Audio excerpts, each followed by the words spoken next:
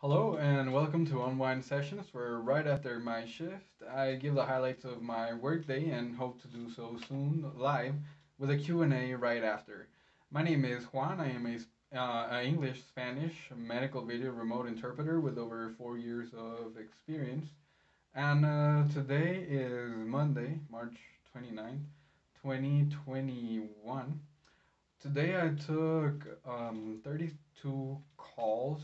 It was a mix, like every day, phone calls, just regular old phone calls, and video sessions.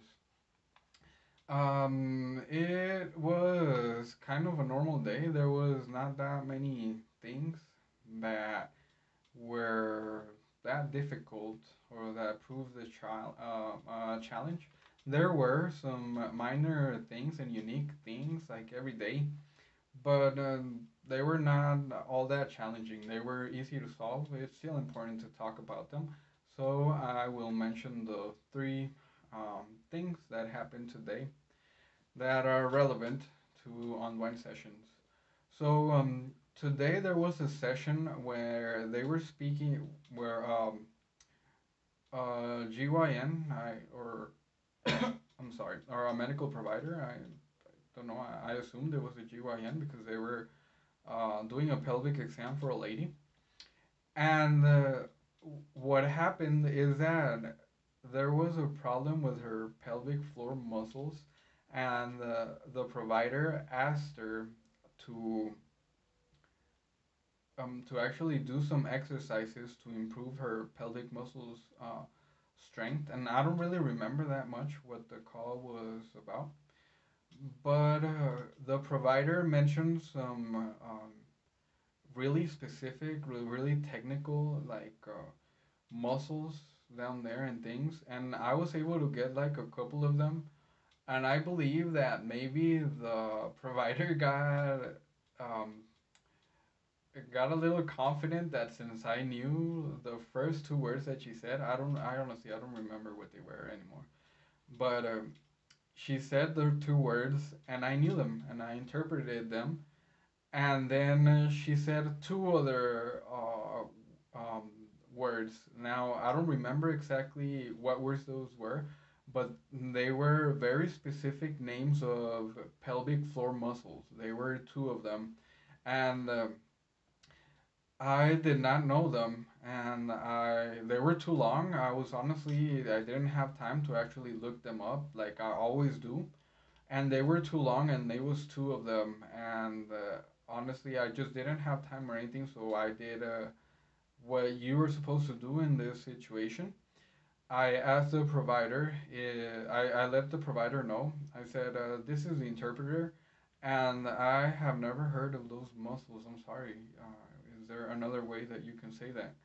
And she said, "Yeah, just let her know that it is some pelvic floor muscles." And that was that. And we went on with the call. Um, I tried looking up the names of the muscles like right after the call, but there's so many muscles in that area that I honestly like, and I didn't memorize them or anything, or at least what they sounded like, um, because of course I had to take care of the call, and she just told me to say pelvic floor muscles, and I did, and I moved on with the call. But there are so many muscles in that region that I couldn't locate the ones that she said, and I don't even remember which ones they were. But you can look them up, pelvic floor muscles. And this is the first time our provider had ever used those muscles with me. That's the first time I've ever used it. They usually just keep it very LEP friendly, or I should say uh, like they know that the patient doesn't have that technical knowledge, so most of the time they will just say pelvic floor muscles or just keep it simple so everyone will understand. But there are some times when they really do just shower you with all kinds of technical words, and well, that depends on the situation which you can do.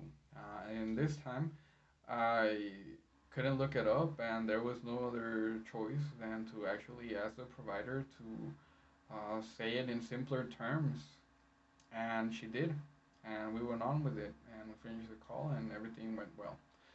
Another thing that happened today that had never happened before is that a patient was saying her allergy. She was from the Dominican Republic, and she said that she was allergic to nabulfina. And of course, it's in Spanish. I had never heard of nabulfina before. And the provider, it was a nurse, I think, and in the ER, and she didn't even know or any other or any medications sounded familiar to her like that. So I let her know, hi ma'am, this is the interpreter speaking. May I get the name from the patient and I can look it up for you and I can give you the equivalent in English? And the provider said, yeah, no problem. So I actually um, stepped out of my interpreter role and actually had to confirm with the patient the name of the medication, the spelling, and I actually had to look it up and look up the English equivalent. It turns out that nalbulfina is nalbolfin, and it is sold under the brand name Nubain, and it is an opioid um, analgesic which is used in the treatment of pain. It is given by injection into a vein, muscle, or fat. Side effects of nalbuphine include sedation, sweatiness, claminess, nausea, vomiting, dizziness, vertigo, dry mouth, and headache. That was the Wikipedia translation. And the reason why I did this is because it was her allergy. So I mean, that's pretty serious. Not that they would have given it to her or something, but I just felt like I needed to help the lady, and I did. And everything went well, I believe. And I was able to get her seen quicker in the ER because I looked it up. So I actually went ahead and helped the patient. So sometimes you are going to be faced into a situation where you either have to help the patient or you have to help the medical provider, and that's fine. And it's up to you, whatever you do. In this case, I opted for actually helping the patient and the medical provider. But I mean, it's not your duty. It's not your duty to actually do that. So if you do it, great. If you don't, no one is going to um, no one is going to look bad at you. You know.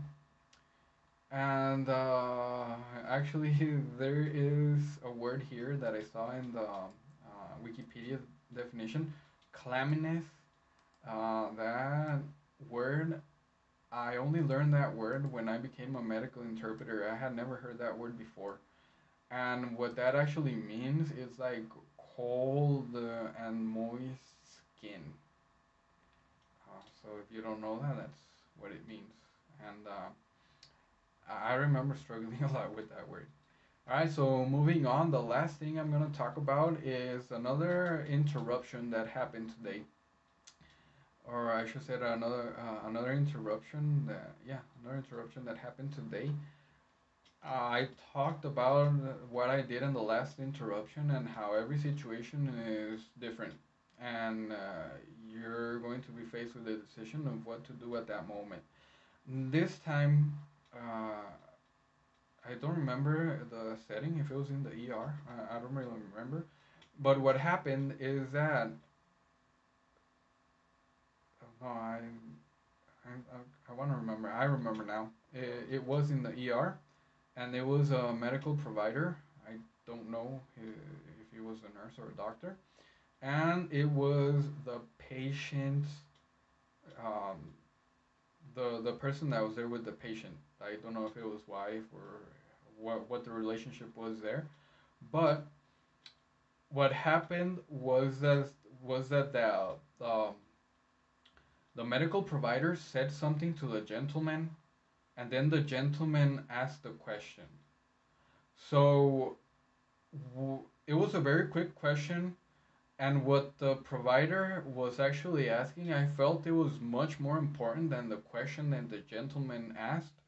So I wrote down the gentleman's question, and I interpreted what the medical provider said, and then the gentleman gave me his answer.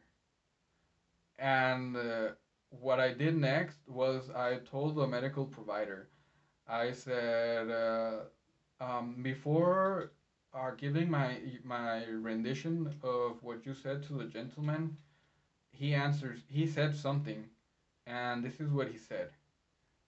And then I gave him the interpretation of what you said, and then this is what he answered. And the medical provider went ahead and answered both questions, or yeah, answered both questions, and then we just went on with it, and the other gentleman didn't interrupt again. So this time, I didn't completely ignore one side and just gave the rendition because I felt that what the provider had said was much more important and really didn't needed to be said, and what the gentleman was asking was also important and also needed to be said. And it was short both times, so I could actually retain that information and keep it in my notes and give it back later. And I was able to do this. Now, as I stated before, last time I was not able to do so because they were giving me um, statements that were just too lengthy. But this time I was able to do it, and I thought that that was the best way to actually do it. And I actually did think about this for about 5 seconds. When the gentleman gave his rendition and the other gentleman didn't let me finish, he asked his question, and then I actually paused. Like I was actually debating in my mind what I should do because I felt both statements were important. So I could handle both statements, and I actually went ahead and gave the whole statements, and I gave the explanation of how I did it. That way there wouldn't be any confusions. And yeah, I hope my highlights today have helped you. Please remember to leave your questions on the comments, and I will answer a couple of them on the next session. I will be here on Monday through Friday from around 6 p.m. to 6:20 p.m. Mountain Time from Monday through Friday. I already said that. And I really hope to be asking your questions. I'm really looking into that. I'm really looking into the video feed, how the live video feed, how I'm gonna do it. Um, I hope to go live next month. So that will be it for me today. I hope to see you tomorrow. Thank you for watching. Please like and subscribe if you like the video and have not done so for more content. And don't forget to share. Happy interpreting. Goodbye.